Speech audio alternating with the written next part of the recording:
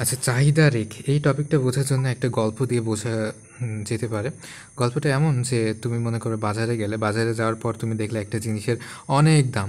সেটা এখন তুমি যদি কিনতে চাও তাহলে কিনতে যাওয়ার সময় তুমি সেটা যদি কিনে ফেলো তাহলে তোমার কাছে আর কোনো টাকা বাঁচবে না অন্যান্য জিনিস বা অন্যান্য মাল সামান কেনার জন্য।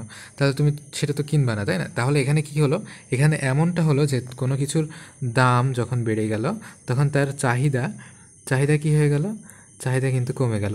এই যে কিছুদিন আগে আলুর দাম কিন্তু বেড়ে গিয়েছিল, আলুর দাম বেড়ে যাওয়ার ফলে কী হয়েছিল, সেটা কেনার টেন্ডেন্সিটা, কেনার প্রবণতা আমাদের কমে গেছিলো। যেখানে আমরা 10 কেজি আলু খাইতাম সেখানে গিয়ে আমরা দেখা যাচ্ছে 1-2 কেজিতে সারতে পারলে বাঁচি। কিংবা যখন পেঁয়াজের দাম বেড়ে যায়, যখন ঝালের দাম বেড়ে যায়, তখন আমরা কী করি, অল্পতে সারার চেষ্টা করি। তখন দাম বেড়ে গেলে আমরা কেনার প্রবণতাটা আমাদের কমে যায় বা আমরা কম কিনি বা আমরা চাই সেটা অল্পতে সেরে দিতে।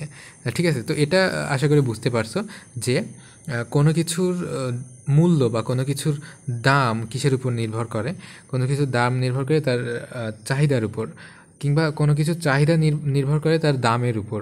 এটাই বলতে পারি আমরা, কোনো কিছুর চাহিদা নির্ভর করে সেটার দামের উপর। তাহলে কোনো কিছুর চাহিদা যখন খুব বেশি হয়, কোনো কিছুর দাম যখন খুব বেশি হয় তখন তার চাহিদা খুব কম হয়। কোনো কিছুর চাহিদা যখন আচ্ছা, আমরা এখান থেকে এই গ্রাফটাকে ব্যাখ্যা করার চেষ্টা করি। তো এখানে এখানে আমরা দেখতে পাচ্ছি দ্রব্যের দাম যখন 2 টাকা তখন দেখা তো চাহিদা কত। দ্রব্যের দাম যখন 2 টাকা তখন এর চাহিদা হচ্ছে 16, অর্থাৎ 2 টাকা দিয়ে 16 জন কিনতে পারবে। তারপরে দ্রব্যের দাম যখন 4 টাকা তখন দেখো এর চাহিদা কেমন, এর চাহিদা 12, অর্থাৎ 4 টাকা যদি হয় তাহলে 12 জন কিনতে পারবে। তাহলে দেখছো দ্রব্যের দাম বৃদ্ধির সাথে সাথে এর চাহিদার পরিমাণ কিন্তু কমে যাচ্ছে। আবার যখন দ্রব্যের দাম যখন 6 টাকা তখন 6 টাকা দিয়ে কিনতে পারবে কয়জন, 8 জন। এর চাহিদা হচ্ছে 8। যখন 8 টাকা দ্রব্যের মূল্য তখন মাত্র 4 জন। অর্থাৎ এখানে তুমি নিশ্চয় বুঝতে পারছো যে যখন দামটা সব থেকে কম ছিল তখন এর চাহিদা অনেক বেশি ছিল, অর্থাৎ অনেকজনে এটা কিনতে পারতো, কিন্তু যখন এর দাম আস্তে আস্তে কমতে শুরু করে তখন এটাকে আরও কম লোকে সেটাকে কিনতে পারবে, এফোর্ড করতে পারবে। অর্থাৎ এর চাহিদা কিন্তু কমে গেল। আরও দাম যখন বৃদ্ধি পেল তখন একে আরও কম লোকে এফোর্ড করতে পারছে, আরও চাহিদাটা আরও কমে গেল। যখন দাম আরও বৃদ্ধি পাইল তখন এর চাহিদাটা আরও কমে গেল, অর্থাৎ আরও কম লোকে সেটাকে কিনতে পারে, কেনার সামর্থ্য রাখে।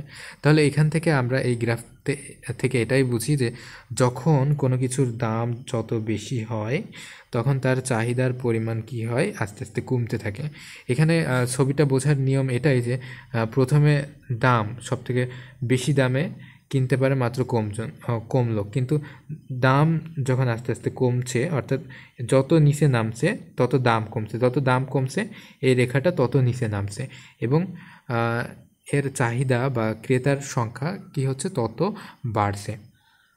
চাহিদার পরিমাণ বা ক্রেতার সংখ্যা কিন্তু এখানে এই দিক থেকে প্রকাশ পাচ্ছে, অর্থাৎ যত এই ও থেকে এক্সের দিকে যাচ্ছে এর চাহিদার পরিমাণ তত বাড়ছে, আর ও থেকে যখন ওয়াই অক্ষের দিকে যাচ্ছে এর দ্রব্যের দাম তত বাড়ছে। অর্থাৎ ও ওয়াই এই অক্ষ বরাবর দ্রব্যের দাম, অর্থাৎ দ্রব্যের দাম বৃদ্ধি পাচ্ছে ও ওয়াই বরাবর, আর দ্রব্যের চাহিদার পরিমাণ বৃদ্ধি পাচ্ছে ও থেকে এক্স বরাবর। তো আশা করি এটা বুঝতে পারছো। লেখচিত্রটা যদি একটু গণিতের আয়তলেখ কিংবা লেখচিত্র এই টপিকটা বুঝতে পারো তাহলে অবশ্যই এটা বোঝার কথা।